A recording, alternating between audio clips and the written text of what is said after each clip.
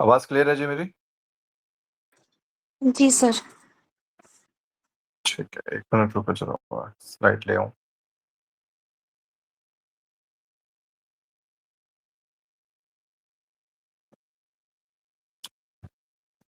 कल हमने सभापति को हटाए जाने तक किया था।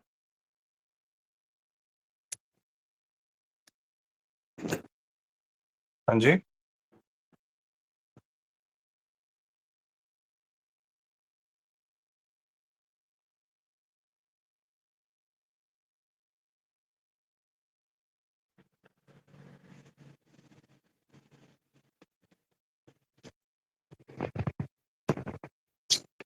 चलिए शुरू करते हैं। आई होप सारे आ गए। आज का हमारा जो आगे का विषय रहेगा वो रहेगा बहुमत के प्रकार, टाइप्स ऑफ मेजोरिटी।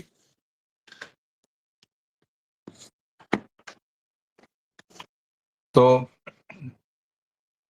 हमारे संविधान के अंदर 4 प्रकार के बहुमत की बात की गई है: साधारण बहुमत, विशेष बहुमत, पूर्ण बहुमत और प्रभावी बहुमत। साधारण बहुमत वही है जो 50% और उससे ऊपर, विशेष बहुमत 50% और मतलब 50 से ज्यादा, और 2/3 बहुमत भी चाहिए, तो ये लगभग कहीं 70% से ऊपर ही चला जाता है। और एक था पूर्ण बहुमत, एब्सोल्यूट मेजोरिटी। पूर्ण बहुमत का प्रयोग जो है वो किसी भी विधेयक को पारित करने के लिए नहीं किया जाता, ये लोकसभा चुनाव के अंदर या विधानसभा चुनाव के अंदर यूज किया जाता है। और आता है एक प्रभावी बहुमत। इसका मतलब ये होता है कि उस समय सदन में जितने उपस्थित लोग हैं, सिर्फ जितने उपस्थित है फिजिकली, उनका बहुमत, ठीक है, यानी कि उनका 50+1। तो एब्सोल्यूट से शुरू करते हैं पूर्ण बहुमत। पूर्ण बहुमत का मतलब ये होता है कि किसी सदन की जो कुल संख्या है उसका 50% से अधिक, उसको पूर्ण बहुमत बोलते हैं। तो पूर्ण बहुमत का उपयोग, जैसे मैंने अभी बताया, संसद के अंदर किसी भी कानून को बनाने के लिए नहीं किया जाता है। इसका काम सिर्फ आम चुनाव में है, ठीक है, आम चुनाव की प्रक्रिया के अंदर आता है। और जो आम चुनावों में अंदर पूर्ण बहुमत, जो दल, राजनीतिक दल पूर्ण बहुमत प्राप्त कर लेता है, वही अपनी सरकार केंद्र में बनाता है।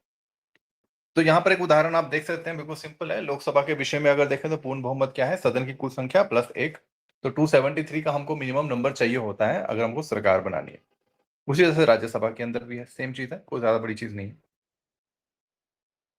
अब बात करते हैं प्रभावी बहुमत की। जैसे मैंने आपको बताया कि एक सदन है, सदन के अंदर जितनी भी सीटिंग कैपेसिटी है, जितने भी सदस्यों की कैपेसिटी है, उसमें से जितने एब्सेंट है उनको हटा दो, और जितनी सीटें अभी खाली हैं, वैकेट हैं, भरी नहीं गई हैं, उनको निकाल दो। तो अब जितने भी वहां पर सीटें बची हैं, कुल सीटें, उनका मेजोरिटी, यानी कि उनका 50+1, उसको बोलते हैं प्रभावी बहुमत। जितने लोग उपस्थित हैं उनका, बस, ठीक है। उदाहरण यहाँ पर एक समझने के लिए, जैसे लोकसभा में 545 सीटें, तो मान लीजिए 5 सीटें खाली हैं, तो इसका मतलब हो गया कि 545 - 5 540। तो प्रभावी ताकत क्या रही? 540। तो 540 में बहुमत क्या होगा? 270+1। ठीक है जी, सिंपल है, कुछ नहीं है। 50% लिया और उसमें 1 जोड़ दिया, तभी 50 से ऊपर जाएगा ना जी, सिंपल सी बात है। अब इसका प्रभावी बहुमत का प्रयोग कहां कहां किया जाता है? इसका उपयोग किया जाता है जी उपराष्ट्रपति, उपराष्ट्रपति और उपसभापति। मैंने गलत तो नहीं दिया? अच्छा, उपराष्ट्रपति यानी कि राज्यसभा के सभा अध्यक्ष जो हैं, और उपसभापति यानी कि उपाध्यक्ष होते हैं राज्यसभा के, इनको हटाने के लिए, लोकसभा के अध्यक्ष और उपाध्यक्ष को हटाने के लिए, या राज्य विधानसभा के अध्यक्ष और उपाध्यक्ष को हटाने के लिए, उस समय जो प्रभावी बहुमत को यूज किया जाता है। साधारण बहुमत बिल्कुल साधारण, वही 50+1, सिंपल, और इसके अंदर कुछ नहीं है। ये मुख्य रूप से साधारण विधेयकों को पारित करने के लिए किया जाता है। सिंपल, जो ऑर्डिनरी बिल्स होते हैं उनको सिंपल मेजोरिटी से ही आगे पास किया जाता है। जब कभी भी किसी कानून के अंदर ये मेंशन नहीं किया गया होता कि कोई बिल या कोई विधेयक किस बहुमत से पारित करना है, कहीं भी मेंशन नहीं है, तो वो फिर साधारण बहुमत से ही उसको पारित किया जाता है। ठीक है, तो ये आप उदाहरण देख सकते हैं, इसमें बताने वाली कोई जरूरत नहीं है मुझे, सिंपल सा है। कहाँ कहाँ साधारण बहुमत यूज होता है? धन विधेयक में, वित्तीय विधेयक में, साधारण विधेयक में, स्थगन प्रस्ताव में, अविश्वास प्रस्ताव में, निंदा प्रस्ताव में, या विश्वास प्रस्ताव, एक विश्वास प्रस्ताव भी होता है उसको पारित करने के लिए, या वित्तीय आपातकाल घोषित करना हो तो साधारण बहुमत का प्रयोग किया जाता है। राष्ट्रपति शासन की घोषणा करना, लोकसभा के अध्यक्ष उपाध्यक्ष का चुनाव करना, और अनुच्छेद 368 जो कि संविधान संशोधन से संबंधित है, ऐसे विधेयक जिनको राज्यों से द्वारा अनुमोदित होकर जो वापस संसद में आते हैं, तो संसद उनको साधारण बहुमत से पारित करता है। देखिए वैसे चलो आगे आएगा, आगे बताता हूँ, अब यहाँ पे नहीं, इसमें बताता हूँ आपको। विशेष बहुमत, ये इंपॉर्टेंट है। विशेष बहुमत के आगे 4 कैटेगरीज़ हैं। पहली कैटेगरी है 249 आर्टिकल के अकॉर्डिंग। आप ऐसा कीजिएगा चलिए ये राष्ट्रपति से संबंधित है। अनुच्छेद 368 विशेष बहुमत से यानी कि संविधान के अंदर संशोधन। अनुच्छेद 368 के अनुसार यानी कि संविधान के अंदर संशोधन, लेकिन वो संशोधन ऐसा है जिससे कि हमारा जो राज्यों का जो एक संघात्मक प्रक्रिया है, उसमें भी प्रभाव आ रहा है, मतलब उसमें कुछ चेंजेस आ रही हैं, जिसमें राज्य भी प्रभावित हो रहे हैं। तो ऐसे कानून को, ऐसे प्रस्ताव को आधे राज्यों से पास करवाना जरूरी होता है। तो वो राज्य उस संसदीय प्रस्ताव को अपनी विधानसभा में विशेष बहुमत से पास करेंगे। विशेष बहुमत से पास होकर फिर वो संसद में आएगा, संसद उसको फिर साधारण बहुमत से पास करेगा। जैसे जीएसटी था, गुड्स एंड सर्विसेज टैक्स है, वो राज्यों से भी, आज देश के आधे राज्यों की विधानसभा से पहले पास हुआ है, क्योंकि जीएसटी का प्रभाव राज्यों की इनकम पे भी पड़ेगा ना। तो जहां जहां राज्य भी कहते हैं ना लपेटे में आ जाते हैं किसी कानून के, जिससे राज्य को नफा नुकसान की वो सिचुएशन होती है, तो वो राज्यों से भी पास करवाना जरूरी होता है। ठीक है, अब बात करेंगे हम सभापति की शक्तियां और कार्य। जो हमारे स्पीकर हैं लोकसभा के, उनकी बात करेंगे।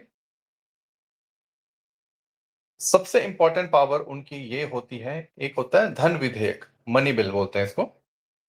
कोई भी विधेयक धन विधेयक है या नहीं, इसका निर्णय करने का जो शक्ति दी गई है, वो दी गई है लोकसभा के सभापति को।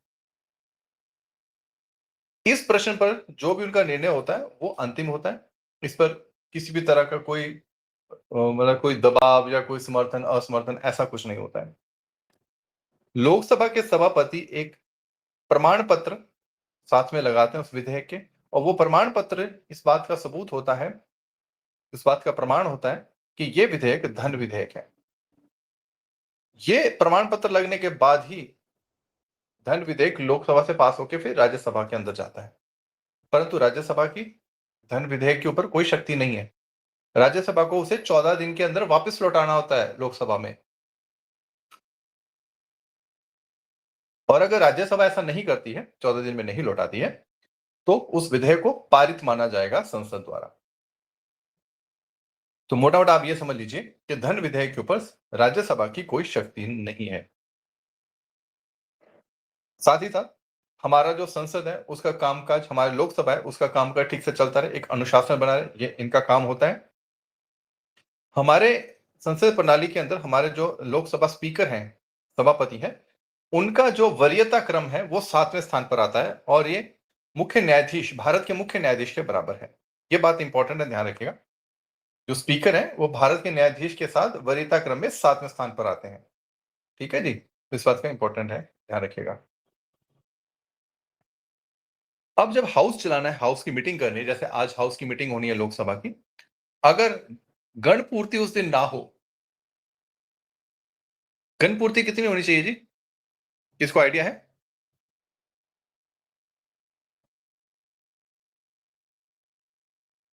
नहीं आइडिया, कोई बात नहीं।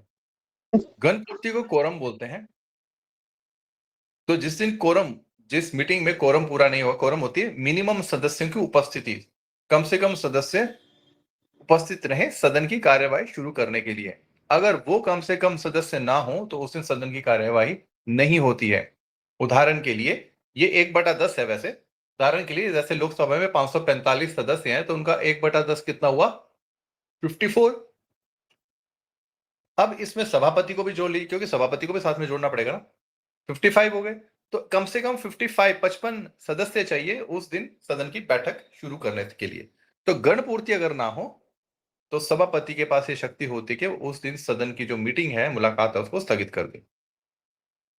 साथ ही साथ संसद के दोनों सदनों की संयुक्त बैठक होती है, जिसकी अध्यक्षता लोकसभा के जो सभापति होते हैं वे करते हैं।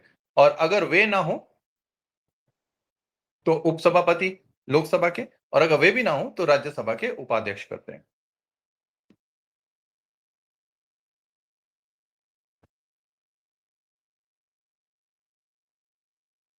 ये वाला पॉइंट आप नहीं भी डिस्कस करेंगे तो भी चलेगा। ये वाला इंपॉर्टेंट है। निर्णायक मत बोलते हैं इसको, जिसको कास्टिंग वोट कहा जाता है। निर्णायक मत में फाइनल मत। जब कभी किसी विषय के ऊपर मत डलता है लोकसभा के अंदर और बराबरी हो जाती है, 50-50 हो जाता है, ऐसी स्थिति में लोकसभा के सभापति एक अपना निर्णायक मत की शक्ति का प्रयोग करके किसी एक तरफ मत डालते हैं अपना। जिस तरफ वो मत डालेंगे उस तरफ पलड़ा झुक जाएगा, भारी हो जाएगा और निर्णय हो जाएगा। यानी कि वो 50-50 वाली कंडीशन ब्रेक कर जाएगी। यहां तक क्लियर है जी? आगे चलते हैं फिर उपसभापति की बात करते हैं लोकसभा के। उपसभापति का चुनाव जो होता है वो सभापति के चुनाव के बाद होता है और सभापति स्पीकर उपसभापति के चुनाव की तारीख निश्चित करते हैं। अब आप मेरे को यह बताइए, लोकसभा के जो सभापति हैं उनके चुनाव की तारीख कौन निश्चित करता है?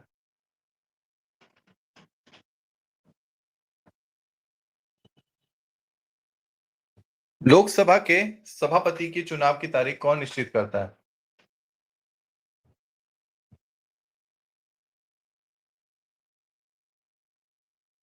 अरे बोलिए भाई। राष्ट्रपति। हाँ जी, ये करवा दिया है मैंने। राष्ट्रपति करते हैं और उपसभापति की करते हैं सभापति। ठीक है जी।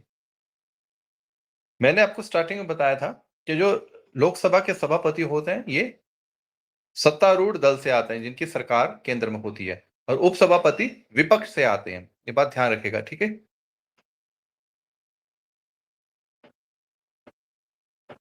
ये जो मैंने अभी बात बोली, ये 10वीं लोकसभा से ऐसे चलता आ रहा है 1996 से, कि जो सभापति होते हैं वो सत्तारूढ़ दल से आते हैं और उपसभापति जो होते हैं वो मुख्य विपक्षी दल से आते हैं। विपक्षी दल तो बहुत सारे हैं, मुख्य विपक्षी दल से आते हैं। कौन सी स्थिति के अंदर उपसभापति का जो पद है वो रिक्त हो सकता है? पहला, उनकी सदस्यता ना रहे। दूसरा, वो त्याग पत्र दे दें या उनको हटा दिया जाए। अगर उनको हटाना है तो उनको 14 दिन का अग्रिम सूचना पहले देनी पड़ेगी। उसके बाद तत्कालीन सदस्य, यानी कि जितने सदस्य उपस्थित हैं, जिसको हम प्रभावी बहुमत बोलते हैं, तो प्रभावी बहुमत द्वारा उनका ये जो प्रस्ताव है इसको पारित कर उनको हटा दिया जाता है। उपसभापति का मुख्य कार्य यह होता है कि जब सभापति उपस्थित ना हो किसी कारणवश, तो वो उस दिन उनका पदभार संभालें और सदन की कार्यवाही को करवाएं अच्छे से, जो उनकी जिम्मेदारी है। तो वो सारी उनके कर्तव्यों का पालन फिर उपसभापति करते हैं। यहां तक कि जैसे मैंने भी पीछे बताया कि अगर सभापति अनुपस्थित हैं तो संयुक्त बैठक की अध्यक्षता भी ये कर सकते हैं।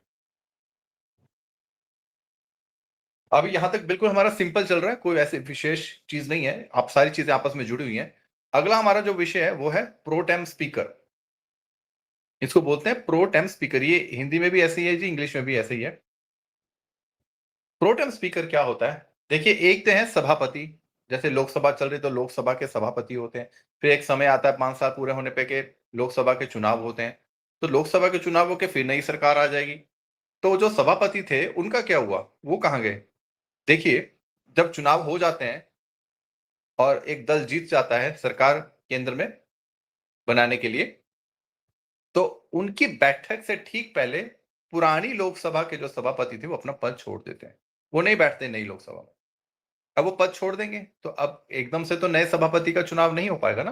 तो राष्ट्रपति क्या करते हैं, जो आमतौर पर जो सबसे वरिष्ठ व्यक्ति होते हैं, ऐसा जरूरी नहीं कि वरिष्ठ को ही लेना है, जो भी व्यक्ति जो सदन के सदस्य होते हैं उनको, किसी वरिष्ठ को या जिसको नॉलेज हो, उनको ये जिम्मेदारी, ये कर्तव्य देते हैं प्रोटेम स्पीकर का।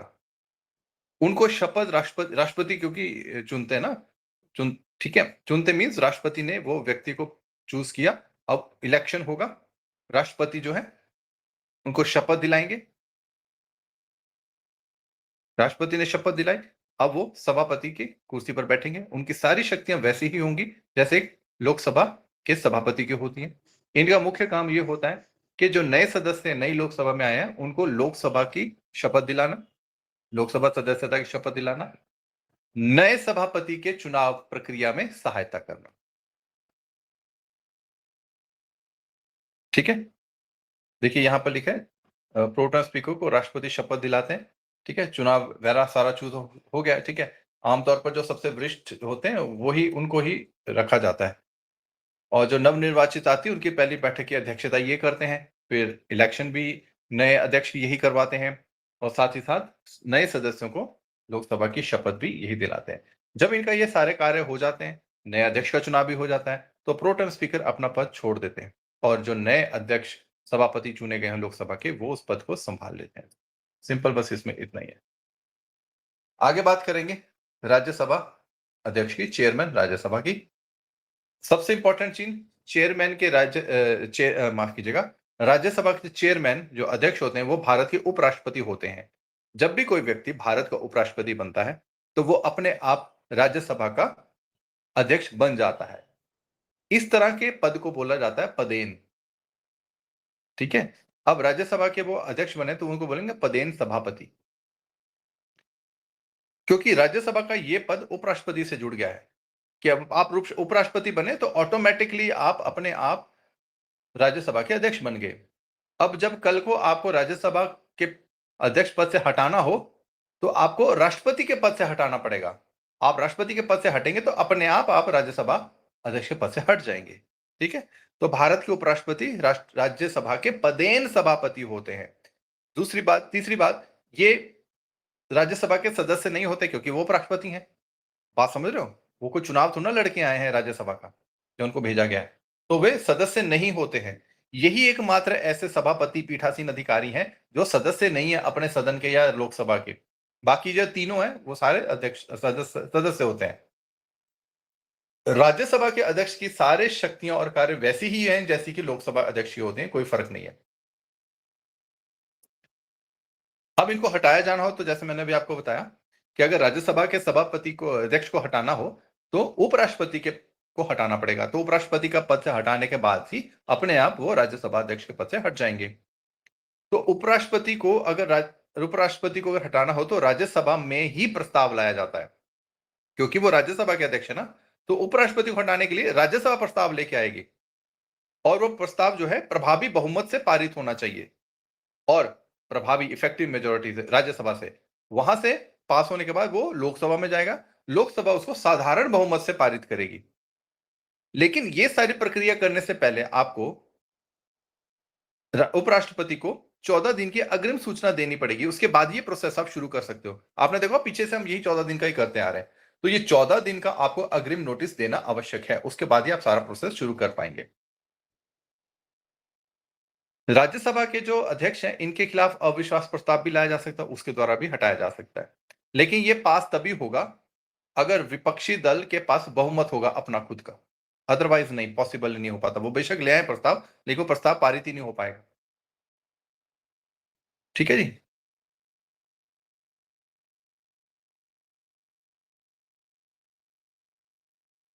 जब कभी भी राज्यसभा अध्यक्ष को हटाने की प्रक्रिया चल रही हो तो हम ये बात शुरू से करते हैं डिस्कस के, एक तो वो अपने कुर्सी पर नहीं बैठेंगे, मीन उस पद पर नहीं बैठेंगे। दूसरा, राज्यसभा के अध्यक्ष को हटाने की जब प्रक्रिया चल रही हो तब अध्यक्ष किसी भी प्रकार का सदन में मतदान नहीं कर सकते, ना तो प्रथम दृष्टि में और ना ही निर्णायक मत।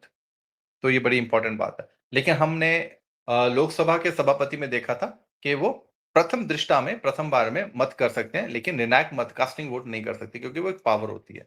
लेकिन यहां पर वो कर ही नहीं सकते। राज्यसभा के अंदर अध्यक्ष मत कर ही नहीं सकते किसी भी प्रकार का। मैंने बिल्कुल सिंपल तरीके से लिखे हैं, जो चीजें ब्रैकेट में या ब्रैकेट में लिखी हैं, आप इसको पढ़ेंगे तो आपको बिल्कुल क्लियर समझ में आ जाएगा। अब जैसे मैंने शुरू में आपको बताया धन विधेयक को लेकर के, धन विधेयक है, कोई विधेयक धन विधेयक है या नहीं, इसका निर्णय सिर्फ लोकसभा के सभापति ही कर सकते हैं। इसमें राज्यसभा के अध्यक्ष कुछ नहीं कर सकते। संयुक्त बैठक में भी की भी ये अध्यक्षता नहीं कर सकते, क्योंकि ये सदस्य नहीं है। इनके साथ एक उपाध्यक्ष भी होते हैं। ये उपाध्यक्ष विपक्षी दल, जो उस टाइम मुख्य विपक्षी दल होता है, उससे आते हैं और ये सेम, उनका भी बिल्कुल सेम वही चीज रहती है, जो वही 14 दिन प्रभावी बहुमत। तो बार बार रिपीट करने की मेरे को कोई जरूरत नहीं है। इनका काम ये होता है जब अध्यक्ष पद पर नहीं है किसी कारणवश, तो ये उनके पद पर बैठ के राज्यसभा की कार्यवाही को सुचारू रूप से चलाते हैं। ठीक है जी, यहां तक क्लियर है। आगे बात करेंगे सदन के नेता की, लीडर ऑफ द हाउस। अगर मैं आमतौर पर बोलूं तो सदन का नेता प्रधानमंत्री को कहा जाता है। डायरेक्ट अगर पूछा जाए ना कि सदन का नेता कौन होता है, तो आप बोलिए प्रधानमंत्री। ज्यादा दाएं बाएं सोचने की जरूरत नहीं है। अब इसमें मैं एक कंडीशन लगा देता हूं। अगर प्रधानमंत्री लोकसभा के सदस्य हैं तो वो लोकसभा के अंदर सदन के नेता होंगे। अगर प्रधानमंत्री राज्यसभा के सदस्य हैं तो वो राज्यसभा में सदन के नेता होंगे। बात क्लियर हो गई? लेकिन सदन का नेता कहीं ना कहीं जरूर होता है। अगर प्रधानमंत्री लोकसभा के सदस्य हैं तो वो लोकसभा के अंदर सदन के नेता हैं, तो राज्यसभा के अंदर भी किसी को सदन का नेता बनाना पड़ेगा ना। बात समझ रहे हैं? तो वो सदन का नेता प्रधानमंत्री चूज करते हैं कि मुझे किस मंत्री को सदन का नेता बनाना है राज्यसभा के अंदर, तो वो उसको राज्यसभा का सदन का नेता नियुक्त करते हैं अपनी तरफ से। और अगर प्रधानमंत्री राज्यसभा के सदस्य हैं तो वो राज्यसभा से सदन के नेता हुए, तो वो लोकसभा में किसी को नियुक्त करेंगे अपने मंत्रियों में से कि भाई आप लोकसभा में मेरी तरफ से सदन के नेता हैं। इसी तरह से विपक्षी दल भी अपने विपक्ष का नेता नियुक्त करते हैं राज्यसभा में भी और लोकसभा के अंदर भी, जो बड़ी अपोजिशन पार्टी होती है उसके द्वारा। ये बात क्लियर है जी?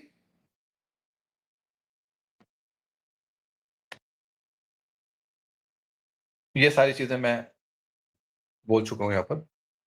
ये विपक्ष का भी होता है, ठीक है। अच्छा, विपक्ष का ना सदन का नेता संसद के दोनों सदनों में विपक्ष का नेता तभी होगा अगर उस विपक्षी पार्टी को सदन की कुल संख्या का 10वें हिस्से के बराबर सीटें मिली हो तो, अदरवाइज उनको भी राइट नहीं होता है। लीडर ऑफ पोजीशन मैंने बता दिया, इसमें ऐसा कुछ नहीं। बस इतना ध्यान रखना, आइवर जीन्स ने कहा था कि जो विपक्ष का नेता होता है वो वैकल्पिक प्रधानमंत्री के रूप में होता है। इस बात का ध्यान रखिएगा, ठीक है जी। तो संसद का सत्र टॉपिक हम शुरू कर रहे हैं। थोड़ा सा इसका इंट्रोडक्शन ले लेते हैं, फिर रोकेंगे यहाँ पे। तो संसद के अंदर 3 सत्र होते हैं। हमारी संसद में जो भी काम होता है वो सत्रों के अंदर होता है। हर सत्र की ड्यूरेशन होती है, कोई 1.5 महीने का होता है, कोई 1 महीने का होता है, कोई 3-4 महीने का होता है। तो हमारे भारतीय संसद के एक साल में 3 सत्र होते हैं। पहला सत्र होता है बजट सत्र, जो फरवरी से मई महीने तक चलता है और ये सबसे लंबा सत्र होता है। दूसरा सत्र होता है मानसून सत्र, जो कि जुलाई सितंबर, जो कि अब जुलाई से शुरू होगा। फिर तीसरा होता है साल का अंत का शीतकालीन सत्र, नवंबर दिसंबर का, जो सबसे छोटा माना गया है, ठीक है। तो इसमें सबसे लंबा जो है वो बजट सत्र, साल का पहला सत्र होता है, क्योंकि इसमें बजट का काम बहुत लंबा चौड़ा होता है, इसलिए ये सत्र बहुत लंबा चलता है। तो आप ध्यान रखिएगा। तो किसी भी सत्र के अंदर ये 4 चीजें निश्चित हैं। पहला आहूत, स्थगन, स्थगन अनिश्चितकाल के लिए, और प्रोरोगेशन। जो आहूत और प्रोरोगेशन है, पहला और चौथा, ये राष्ट्रपति द्वारा किया जाता है। और बीच वाले जो स्थगन है, एक स्थगन जो दूसरे नंबर का स्थगन है, ये होता है निश्चित काल के लिए। इसमें जब स्थगन किया जाता है सदन को, तो बताया जाता है कि दोबारा किस तारीख को कब मिलेंगे। और तीसरे वाला जो स्थगन है अनिश्चित काल के लिए, इसमें स्थगित किया जाता है सदन, लेकिन ये नहीं बताया जाता साथ में कि हम दोबारा कब मिलेंगे, आज मिलेंगे, कल मिलेंगे, एक हफ्ते बाद मिलेंगे। वो बाद में इंटीमेट किया जाता है, इंफॉर्मेशन दी जाती है, उसको बोलते हैं अनिश्चित काल के लिए स्थगन, ठीक है जी।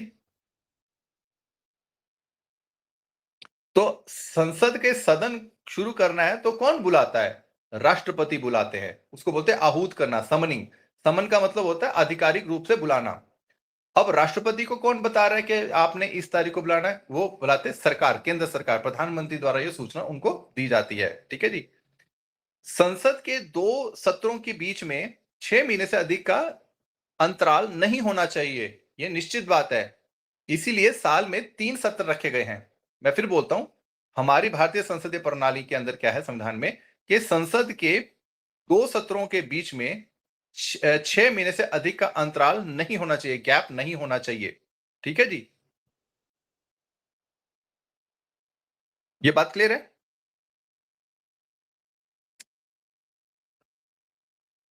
स्थगन की बात करें तो जो हमारे दोनों सदनों के पीठासीन अधिकारी होते हैं, उनके पास ये शक्ति होती है कि वो जो कार्यवाही आज की जैसे चल रही है, कोई मीटिंग चल रही है, उसको स्थगित कर सकते हैं किसी कारणवश भी। और जब वो स्थगन करेंगे तो वो स्थगन करते समय ये भी बताएंगे कि हम अब अल्पाहार के बाद मिलेंगे, हम कल मिलेंगे, या हम 4 दिन के बाद मिलेंगे, या हफ्ते बाद मिलेंगे। तो उन्होंने साथ में बता दिया कि हम कब मिलेंगे, तो वो होगा सिंपल स्थगन, ठीक है जी। एक होता है एडजर्नमेंट साइन डाई, अनिश्चित काल के लिए स्थगन। सेम वही चीज है, लेकिन इसमें यह नहीं बताया जाता कि हम दोबारा कब मिलेंगे, यानी कि वो बाद में बताया जाएगा। तो अनिश्चित काल के लिए स्थगन होता है। यह स्थगन तब किया जाता है जब उस सत्र की सारी कार्यवाही, सारा कामकाज पूर्ण हो जाता है। ये तब किया जाता है। ये करने के बाद प्रोरोगेशन आता है। प्रोरोगेशन राष्ट्रपति करते हैं। ये एक ऑफिशियल ऑर्डर होता है राष्ट्रपति द्वारा, क्योंकि ये तो कर दिया ना ऑफ, के सारा काम हो गया। अब राष्ट्रपति ने क्योंकि बुलाया था, तो अब राष्ट्रपति सी ऑफ भी करेंगे ना, छोड़ेंगे भैया ठीक है आप जाओ घर। तो राष्ट्रपति प्रोरोगेशन करेंगे। एक नोटिस निकलता है थोड़े दिन के बाद कि संसद के सत्र पूरे हो गए, तो संसद अब बंद है। उसको बोलते हैं प्रोरोगेशन। ठीक है जी। कोरम का छोटा सा टॉपिक देके मैं आज विराम दूंगा। कोरम क्या होता है, मैं शुरू से बोलता हूं इसको, कोरम को गणपूर्ति बोलते हैं। मेरे को यहां में गणपूर्ति कर देंगे इसको, बात ध्यान रखिए, गणपूर्ति बोलते हैं। मैंने शुरू में अभी बोल दिया था पहले ही, जब संख्या की बात चली थी, कि संसद के दोनों सदनों के जो पीठासीन अधिकारी होते हैं, वो उस दिन का पर्टिकुलर डे की मीटिंग तभी शुरू करेंगे जब कम से कम गणपूर्ति होगी। वो होगी अगर तो लोकसभा राज्यसभा दोनों सदनों की कुल संख्या जितनी भी है, अगर उनका 1/10 सदस्य पीठासीन को भी मिला लो, साथ में प्लस कर दो, उनको मिला के जितनी संख्या बनी 1/10 मिनिमम कोरम है, तो ही सदन की कार्यवाही शुरू होगी, अन्यथा नहीं होगी। क्लियर है जी।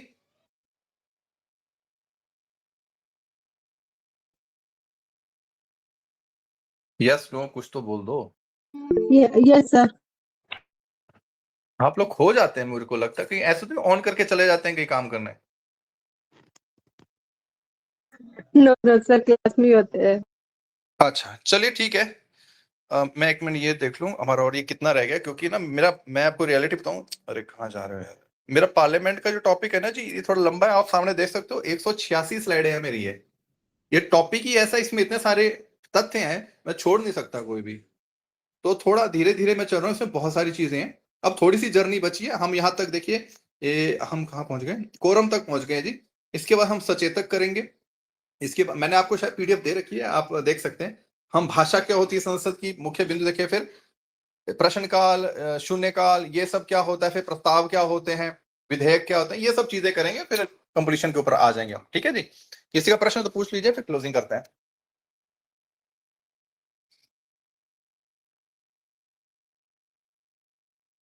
चलिए ठीक है जी, आप सबका बहुत बहुत धन्यवाद।